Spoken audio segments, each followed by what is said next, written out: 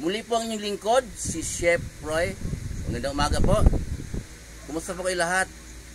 Pagkapalain po kayo ng Diyos. Shout out po sa lahat ng makakapanood ng video ko ito. Shout out po lalo na kay Makalya Knowledge ng Basta't Katrupang Bisaya Buutan Group. Shout out din kay Shuhita Iba Satana ng Lovers and Sacrifice Group. Shout out po. Salamat po sa comment po ninyo, sister, brother Sir Makalya. Ang papaliwanag ko po muli dahil naguguluhan si Sir. Salamat sa comment dahil sinabi mo yun na magulo. Yung pong palang caption ko na pamagat na paano na imbento ang Bible, yung pala po yung tanong nung personal po kasi nagtanong sa akin, hindi chat, hindi text. Kaharap ko po na sinabi na yung bang Bible, Chef Roy, salita ba talaga ng Diyos yun o imbento lang ng tao?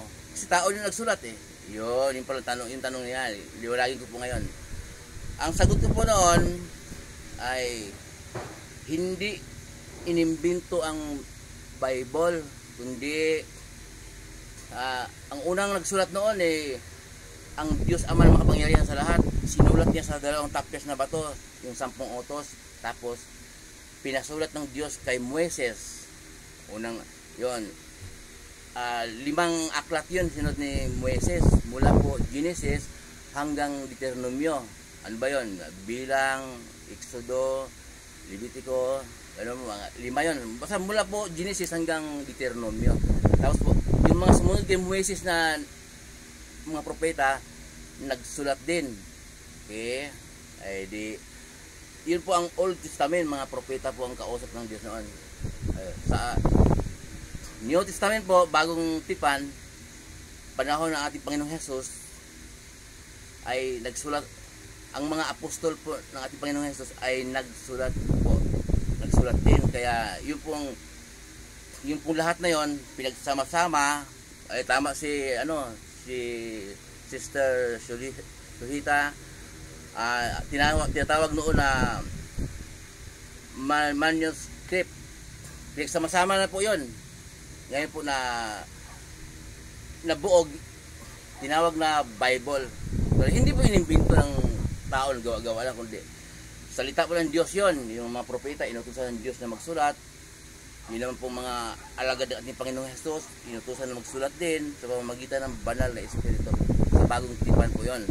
Yung mga apostol, bagong tipan po yon. Yung mga propeta sa Old Testament naman.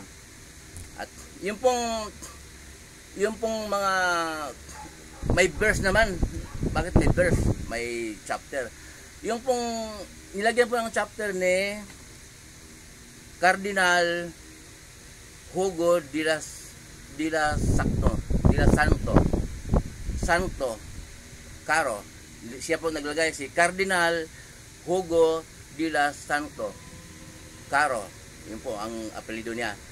At nilagyan po naman ng verse ni Robert Stephen ng printer siya sa Paris. Yun po ang noon, kaya nabuo po yung Bible, hindi po imbento. Yun po ang yun pong tungkol po sa comment sister na ang unang Kristiyano, ang pinagkatiwalaan nila at inahabilin na buuhin ang Bible pagsamasamahin. Tama po yun, pero doon po sa Antioquia, basahin ko po sa Antioquia. Dito sa Antioquia. Ang sabi po sa Antioquia sa Gawa 11:25 hanggang 26, ganito po. Nagpunta si Bernabe sa Tarso upang hanapin si Saulo, at nang kanyang matagpuan ay isinama niya ito sa Antioquia.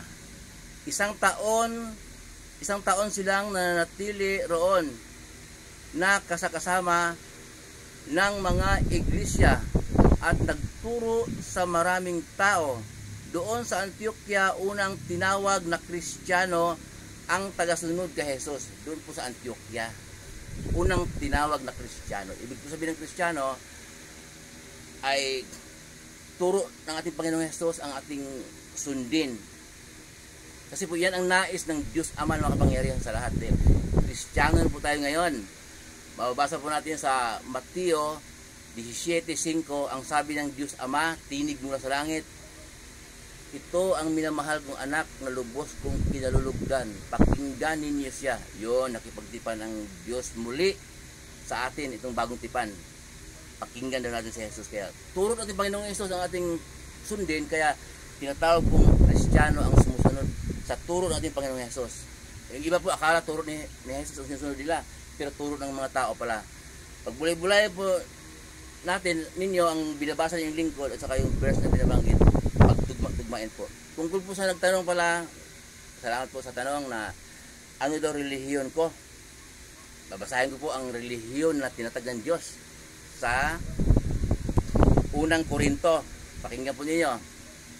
Mula kay Pablo na tinatawag ayon sa kalooban ng Diyos upang maging apostol ni Kristo Jesus, at mula kay Sostines na ating kapatid para sa iglesia ng Diyos sa Korinto.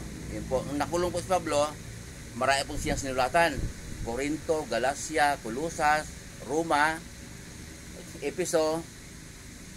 Ang sinusulatan po ni Pablo ay mga namumuno ng sambahan sa mga lugar, hindi po munisipyo, hindi po gobyerno ang sinusulatan niya, kundi kaya po sabi niya, Iglesia ng Diyos sa Korinto. So, Iglesia ng Diyos, yun po ang tinatag ng Diyos na relihiyon noon pa.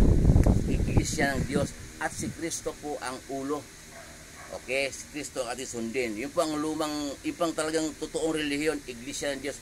Ano pong gagawin natin ngayon? Hindi na po tayo magtayo ng relihiyon, kundi aanib na tayo. Paano po pumanib? Yung turo natin Panginoong Jesus, yun po ang ating susundin. Yun po ang ating ipamumuhay araw-araw. Sa gayon, tatawagin tayong Kristiyano.